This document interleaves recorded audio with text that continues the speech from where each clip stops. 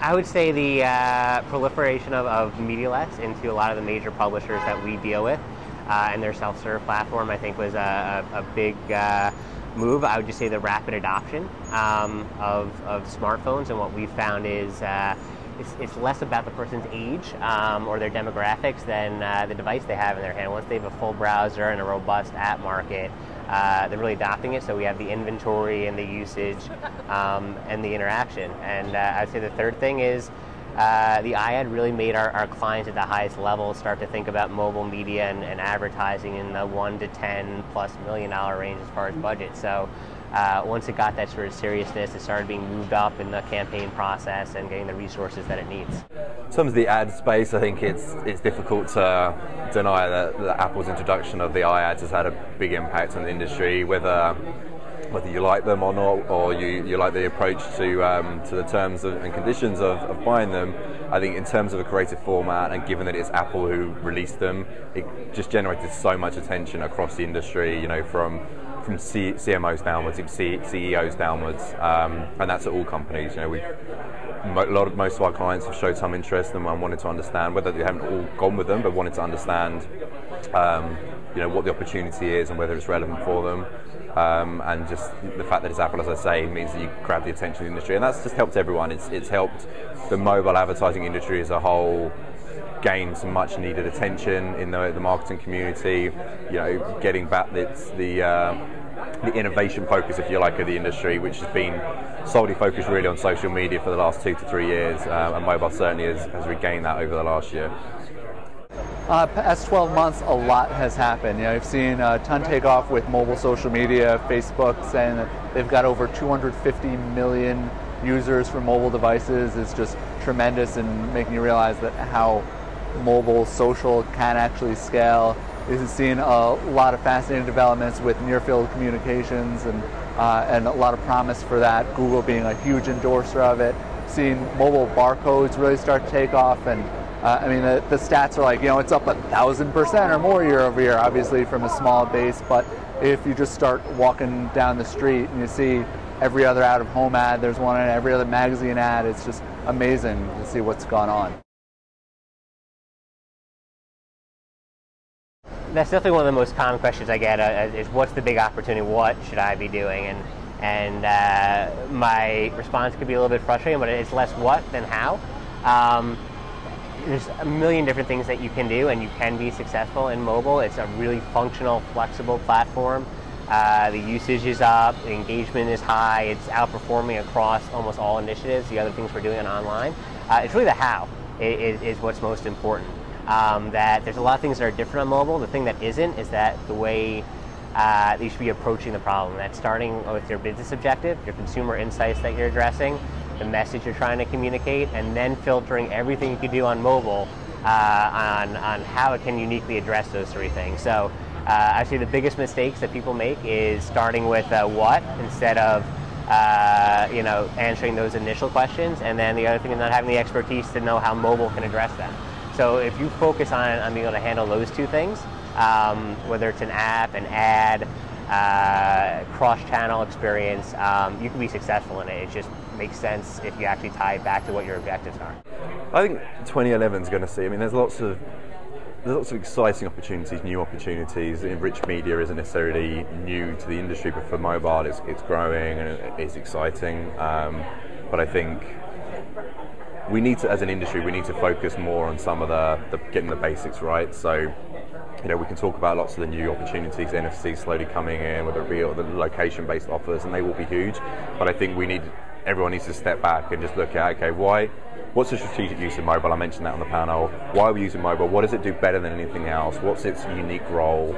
And get the basics in place of strategy of your basic mobile assets. Once you have those fundamentals in place, those pillars in place, then we can start thinking about, where do you layer in location-based? What role is that going to play? How might you use image recognition or some of the 2D codes to deliver somebody to the destinations that you've created? Because that's what they are. They're delivery mechanisms, essentially.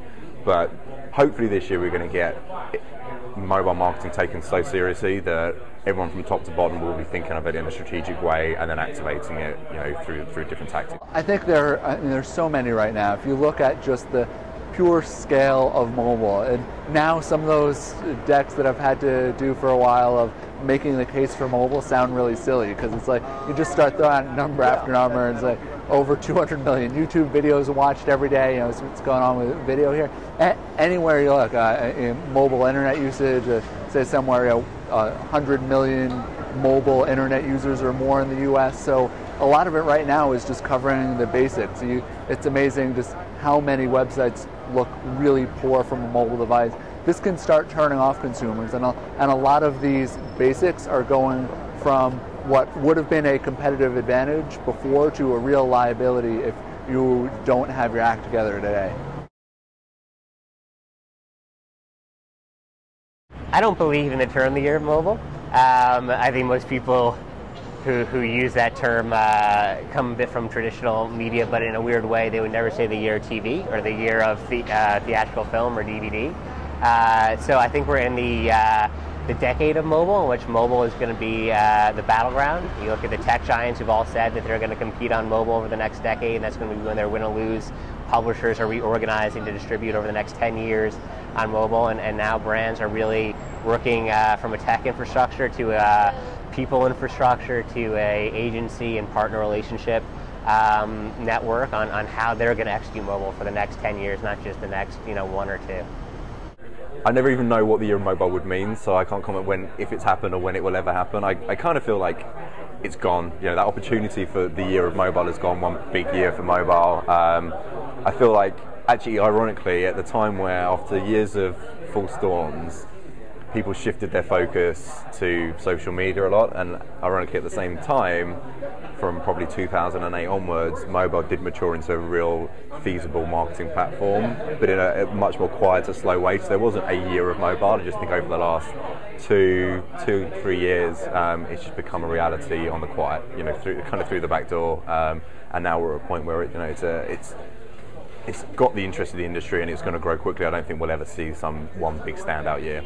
I'm done with the expression just because I saw that I think back in 1999 the ITU said, well, now it's the year of cellular telecommunications or something like that, and just the past several years have had so many milestones, and I think if you look at even just at Android and what's happened there, right, when Android first came onto the scene, it was very significant, and then this year, as it really starts to take off and become the #1 operating system, that's huge. Apple, just what they've done from the iPhone to the iPad and for mobile and portable communication, it's just tremendous, all from one single player out there, the kind of power they've been able to hold. So there have been so many contributors to it, and it just keeps taking off. There are two major challenges, I would say. The first being is talent. It's really hard to do mobile. There's a lot of value in there. It's something that people can be doing. There's going to be winners and losers, but to consistently grow and build out your talent for your organization at the pace that you need to is definitely a challenge. The other challenge is legacy tech infrastructure. You have a lot of companies that were planning on updating their tech infrastructure from their website in 2007, put it off a year, and then we had the economy in 2008 and 2009, and now they're just ramping up that sort of refresh of their tech infrastructure for web in 2010, and now this whole mobile thing came about where you have to deal with different brands, different international regions, different platforms, different channels within mobile. So having the back end support everything we want to do is always a challenge. That is definitely a hurdle. Privacy is definitely a big deal. It's a big deal in digital period, so it's gonna flare up throughout this year, and we need to address that as an industry. We need to be, go beyond the call of duty in terms of self-regulation more than we would naturally maybe want to as an industry. Measurement issues, they're big hurdles to overcome. A couple of the panels earlier kind of mentioned they felt that measurement was there, but measurement is there, but there's so many gaps and there's so many elements to mobile which we might like to measure that we can't, or it's not robust enough in terms of the metrics, etc. So that's going to be another one. And then just generally as an industry, we're going to have to, there's so many things in marketing communications that can be looked at, but it's an industry that's right now it's spread quite thinly, so we need to find a way to help focus different bits of the mobile marketing education process to different disciplines and different, job functions. If we can do that, we can get everyone thinking about the role they play in terms of developing mobile marketing strategy or tactics. So that, I think, is a big stumbling block we've still got as an industry, is looking at major agencies or looking even at major clients, is trying to make sure that everyone understands what role mobile can play, what impact it has on the bottom line of businesses, and then we can actually see it develop moving forward. Oh yeah, and there's a ton. I mean, fragmentation is just really a mess, and you just look at Android right now, and just the idea that you can have an Android app and maybe it'll work on the phone that came out last month, and maybe it'll work better on the phones coming out a year from now. It's just so tricky. How many different kinds of barcode scanners there are, and until those become default on a lot of mobile phones, then those are still going to be really hard to use. So everywhere you look, and especially beyond some of the basic kinds of like mobile search, it's a little more locked down, especially with Google being the player there. Then there are definite issues with fragmentation. There are some with pricing and selling that into marketers.